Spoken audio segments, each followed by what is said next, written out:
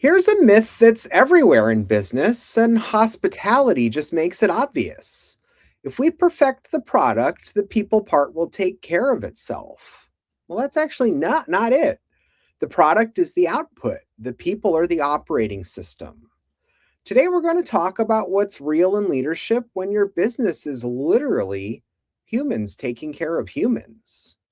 Welcome back to Is Anything Real, the reality first leadership show where we test advice, publish the receipts, and ship what works under constraint. I'm Adam W. Barney, transition leadership coach, author, and the host here today. Today's guest is Noah Ellis, CEO of Ofland Escalante, a hospitality brand reimagining what vacation can be when it's built on human connection, not just aesthetics. Noah's path is way wider than most people expect also. Chef World, Bellagio, Michael Mina, consulting, building something new in a category that's basically leadership with the volume turned to 11. Noah, welcome to the show. Thanks for having me. You got it. All right, first question. You said something I can't stop thinking about. Everything matters, but nothing matters. What does that mean without sounding like a fortune cookie? Well said. I think in hospitality, especially when you're thinking about product, which to your point, the physical product, the guest experience is the output, is people tend to fixate on all of the little details. Is there a comma here? Is the toilet paper folded in this way? What does this bathroom smell like? And the reality is that individually, each of those details doesn't really matter. It's sort of, you get that Pareto principle, which is 80% of the people use 20% of the product. The Right. counter argument to that is each person's 20% tends to be a different 20%, Yep. but any one of those things tends not to matter. So fixating on the one that is, your golden cow, or, the thing that matters most to you, I think uh, can be a little bit of an errant strategy. Mm, That said, if you have no details and no nice touches and everything is just very function over form, you're basically running a hospital, but yep. even less interesting. So I think there's this real dichotomy between worrying about all the details and all the little things because they do matter, but at any given moment, one of them likely isn't the difference between a great and a terrible experience. Yeah. Yeah. Yep. Yep. And I mean, what would you say in that the is the lie that leaders believe in hospitality and honestly in most businesses is sort of the myth here today? Um, is the question? Yeah. Yeah. Um, Is it like product is everything, yeah, details matter more than fundamentals. Great service is personality, not training. Where might you want to go there? yeah, I think at a high level, it is definitely a myth, right? I mean, I I think people kind of miss fundamentals and foundationals, right? Like you had all the Steve Jobs wannabes who are wearing the black turtleneck and obsessed with like the color palette on the website, but forgetting that, this guy looked at absolutely everything and was a genius strategist and, Mm, was thinking decades ahead of what would be used, right? It's very easy to look at the soft stuff. I had a lot of restaurant consulting clients and I always called it like picking out the teaspoons, right? Like you'd be sitting with someone who's not a restaurant person and I'd help them be working on their concept. And they would be obsessing over the spoon or the color or the napkin or the one thing. And it's like, that's the fun stuff. And it matters, but, big but, right? That's not why people are going to eat here or not eat here. In hospitality, I think is especially problematic because it's fun, right? You get to host and everyone has stayed in hotels and everyone has eaten in restaurants. Nobody, I don't think a lot of people are talking to like a software designer and really looking at like how they write code, right? That's not as interesting, but like everyone has a thought on like what, how the new iPhone should be designed or feel. yep, yep. So I mean, I guess back in the hospitality lens, so people worship the spoons while the toilets, let's say, are losing the war. Yeah, exactly, right? I mean, someone's got to clean in a hotel. Someone has to clean toilets. Someone has to make beds. Someone's got to cut onions for the burgers. I mean, it's a lot of physical nitty-gritty work that often has a larger impact on the guest. Or, a better version of it might be you obsess and maybe script a check-in for, the check-in language at the front desk. And there's still a human delivering that, and the human still needs to be smiling. So even if contextually the language is perfect, if the human's not smiling or they feel very robotic, Yep. you know, you might be winning the battle, but you're losing the war. Or maybe a guest comes in and they're just exhausted and they want to get to their room, and you Yep. start giving them, the War and Peace version of like how the hotel works. It's a little tone deaf. You're missing the game, right? Like we're here to take care of people. Yep. Yep. Yep. Yep. So I mean, let's debunk it then. If the myth is product over people, what's the actual truth there?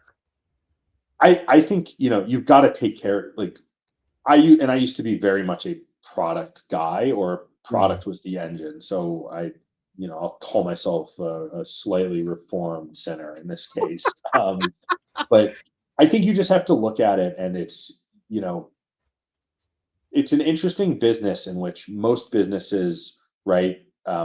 There are It's sort of people managing or doing a task or doing a thing, right? Like you're fixing Mm. a car, or you're stocking groceries, or writing software code. And the interesting thing with us is, like, there's people on both sides of the ball. So we've got these two contingents of people, and really what we're doing is we're just trying to make our guests and our staff happy, right? And the staff makes the team, makes the guests happy. Right. And I think, like, if you solve for that, everything becomes a lot simpler.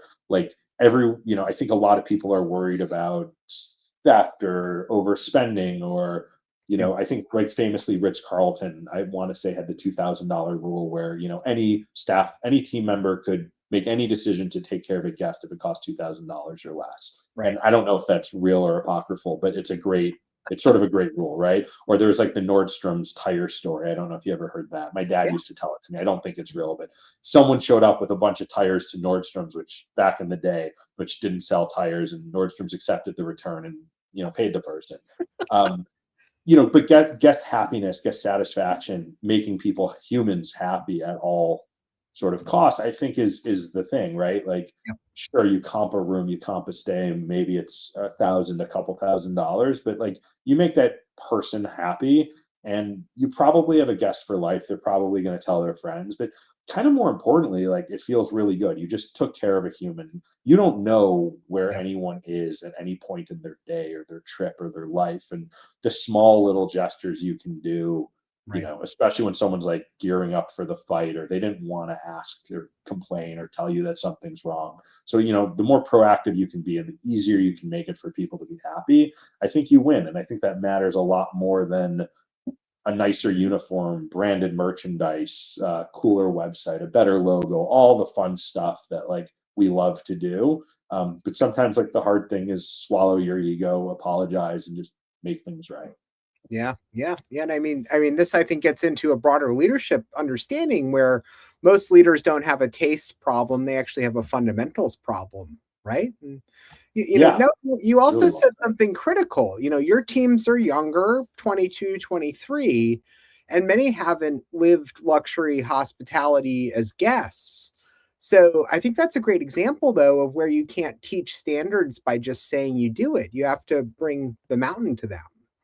Yeah, Um, and storytelling is a really great way to do it. We use the what if your partner, what if your mom, what if your grandmother stayed? Like, how would this make you feel if, they stepped in the shower and the knob fell off, or there was a hair on the bed, or fill in the blank, right? I mean, and you sort of can do it to, you can sort of do it on the negative side. So we kind of miss those, or you can do it on the positive side. Like, if your mom were coming and you could have anything in the room for her, waiting for mhm. her, what would it be, right? Is it the t-shirt that matters more, or is it the really nice handwritten, thoughtful card, right? Like, Right. you're right. Like, if you haven't experienced what it's like to stay at, like, the Mandarin Oriental in Hyde Park in London, you're Yep. not going to understand that touch. And, Right. like, and there's nothing we can do about that. We're also not trying to put out that product. We're trying to make people happy. And, like, every day, though, we have people in our lives, our, boyfriend, girlfriend, partner, coworkers, mom, dad, sister, brother, kids, whatever it is. that we have to make happy, or we don't have to, but we get to, and we know what it feels like, and we know what it feels like when someone does something nice for us. Right. So it's a little bit of sort of storytelling and putting together analogies and just making them like take a beat. And it's like, you're not just putting sheets on a bed to make it, right? Like someone drove, in our case, 5 hours at least, and now Yep. they're here and they're tired and they're going to sit down on the bed. And the last thing you want is that like profound disappointment where there's like a hair in it and now they're thinking about everyone else who slept there in the past, right? Like, how would it make you feel, or how would it make your mom feel, is like a Right. good lens that I like to use, for myself. It also lets you abandon a lot of things, like, oh, my mom probably wouldn't care about, you know if someone's wearing a tie, if it's a full Windsor or a half Windsor, right? I mean, we don't wear ties. I haven't in decades, but Yep. the example stands. Wow. And I think that is actually, it gets into this idea that empathy isn't softness, right? It's accuracy. And if you don't understand someone's reality, you really can't lead them out of it. And, you also had one of my favorite lines I've heard in the last few months. The fool repeats his mistakes. The smart man learns from his own. The wise man learns from others. And I'm closer to the fool end sometimes. Give us one mistake you made that now makes you laugh, but at the time was actually truly painful. Yeah, I'm definitely, if there's something further left than the full end on that spectrum, I think that's kind of where I am. It tends to be, a concrete one is probably hard and embarrassing. It tends to be on guest satisfaction issues, right? Like, or service recovery, I guess you'd say, where Yep. someone makes a mistake. And it took me a long time to figure out the difference between being right and winning, and like winning Yeah. the war, not the battle, right? I mean, I think, Right. there were so many times where in the beginning I would just argue with the guest and try to be right and justify myself. And then eventually I would sort of apologize, comma, all caps, but Yeah. here's why I was right and you were wrong. And, now at this point, I've really learned, like, they feel a certain way. Our job is to make happy. That's it. Full Yep. stop. Right? Like, Yep. we just need to apologize and say, I'm so sorry. Not I'm sorry you feel this way. Not I'm sorry I made you right. No, no hedging. I'm so sorry. Let me make this right for you. Let me fix this. Yep. And Yep. over the, from, let's say, 20 to dating myself 42 now, like, it's been a lot of that evolution's happened in the last few years. Let's just say that, right? A lot more. It has Yeah. not been like a linear progression. Well, But that all that issues like that that. that Noah gets into how I think, I think you'd probably share the perspective here that hospitality will humble you faster than any MBA, right? And For I sure. love how you're talking about what actually changes when you prioritize the human operating system first, right? I think that leads to, not just fewer guest complaints, faster resolution time, but, less attrition pain, more proactive service moments, repeat visitors, strong reviews, and, maybe even that advantage of cleaner rooms, tighter turnover, and, building that team confidence and ownership. Yeah, absolutely. And the team is the same way, right? I mean, to your point, it's empathy is not softness, right? It's accuracy. And I love that. That's, I'm definitely going to steal that. But just understand, where your guests come from, understand where your team is coming from. It doesn't mean, like, not every most people don't wake up. I mean, it is work for a reason, right? A Yep. lot of people don't wake up and necessarily look forward to the hardest part of their jobs. It doesn't mean they don't love their work and their job and the people they're with, but they don't look forward to the hardest parts of their job. And I think you've got to understand that. You have to give them the tools, make sure the tools are always working, understand, who needs to be pushed, how hard you can push them when you're pushing too hard and you need to give people a step back. I think that's why understanding what matters, like which details do and don't matter in the moment, is so important, because you can't have 10 first priorities. You get exactly Right. one, and then one Right. second priority and one third priority. And I think being able to go to your team and say, look, like, this is really hard. We work hard here. This is going to be a tough job. Today is going to be a hard day. Yep. Here's the first priority. We're going to make humans happy. Here's the second priority, right? Here's the third. Here's the fourth. Like, let's get after it. I think Yep. that really helps. And I think we all feel when people are being genuinely empathetic with us and making the effort and expending the energy to be empathetic. And I think that makes a huge difference in how we perform. Right, right, right. And, I would also say add here that brand isn't what you say online. Brand is what your team actually does when no one is watching, right? Oh, 1,000%. I think brand is one of those like really dangerous things where it's fun. You sit there and you pick the font and the color and the tagline, and a bunch of people in black turtlenecks around a room, and like they get to Yep, like be the very creative, slick people, and it's like nobody cares, right? I mean, right. like it doesn't matter if you can have what could be perceived as like an idiotic name or website or whatever. And if the Yep, product and experience is great, it catches. And you could have the most brilliant story in the world. And if the product sucks, like it's not going to matter. yep, You shouldn't have to explain it, or it's not incumbent on your guests to right. listen to who you are to figure out why you chose the name, just, or why you chose the color, the logo, or the tagline, right? It's Yep, very much just like give them a great product, and everything else, if they have a great time and they're happy and they love you, everything's going to work itself out for the most right, part. right, right. All right. This is fantastic. I've sort of been thinking about one move that listeners could run this week in sort of an Energy OS system move. Noah, I was gonna call it vegetables before dessert audit, right? Yes. I think it would start probably with pick one recurring experience in your business, whether it's a guest, customer, client, or employee, and just answer five simple questions, right?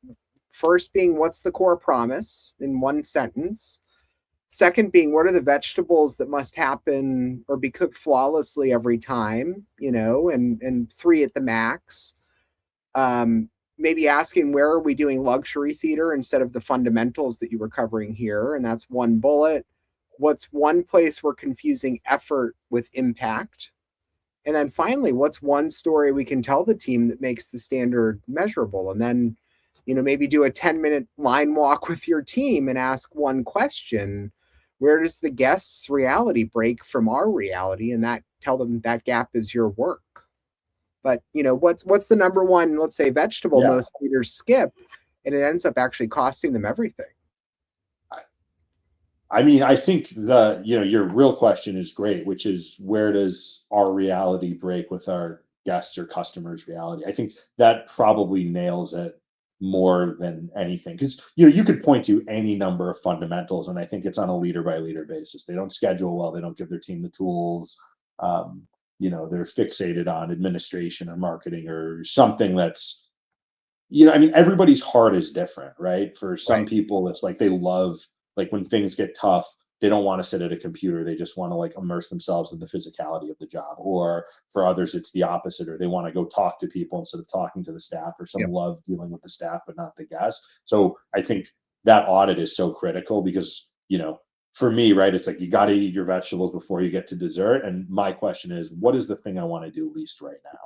And Mm, that's my vegetable in the moment, yep. right? And I Yep. think really asking that is so big. But to your point, right, the ultimate is how does this, before you get to have and choose fun things, and you get to pick the teaspoons or work on the playlist, you should probably be understanding like where do we diverge from our guests in terms of our understanding what's happening. Right. Right. Right. Right. And, that's incredibly impactful here. But Noah, after everything we just talked about in terms of hospitality and guests and making business work, is anything actually real? Is anything real? I mean, I'd answer, I'd take it full circle, right? Nothing is real, but simultaneously everything is real, right? Nothing matters, but everything matters. I think like that's the reality of life, and that's the reality of kind of what we do, right? Like Right. you don't know in the moment what's going to matter, Right. both to yourself and maybe certainly not to other people. Yeah. And it's always shocking how the biggest things maybe don't. So nothing's real. And it's always shocking how maybe the smallest things really can matter. So, maybe everything is real. Yeah.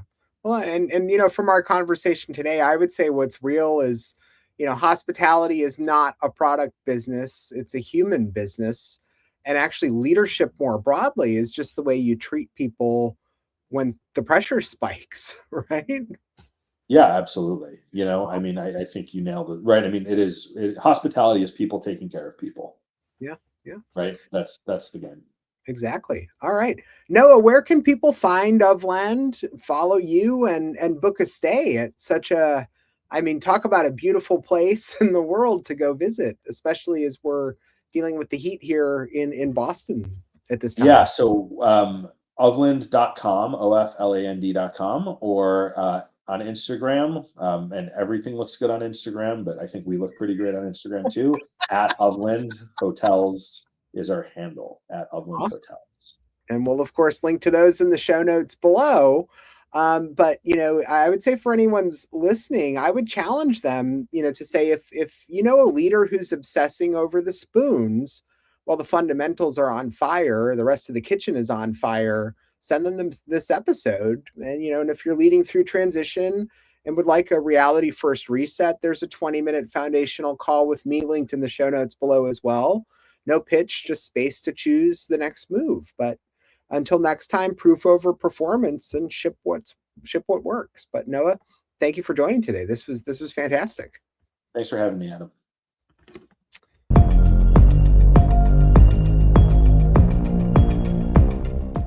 If this episode of Is Anything Real resonated, you're probably at a moment where the old playbook isn't holding anymore. I work with transitioning founders and executives to install operating rhythms that hold under pressure. Not motivation, not hype. I've spent over 20 years inside high-pressure environments and worked with over 300 leaders through moments where clarity mattered more than speed. If you want clarity you can actually rely on, book a foundation call at adamwbarney.com. Clarity over chaos, always.